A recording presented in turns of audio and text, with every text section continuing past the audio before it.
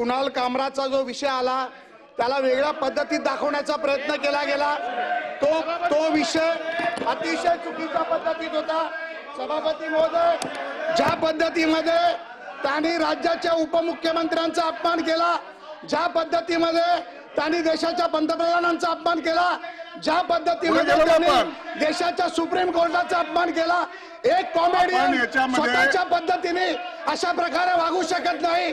माजी सभापती महोदय, याच्यावरती स्पष्टपणे माजी सभापती दिला होता, त्याच्यावर मंत्री महोदयांनी उत्तर दिलेलं, त्याच्यावरती त्याला मला वाटतं शासनाची भूमिका त्यांनी मांडलेली आहे। विरोधी पक्षनेत्यांनी हा 289 दिला होता। सभापती महोदय, कलम 120 प्रमाणे अटक करावी।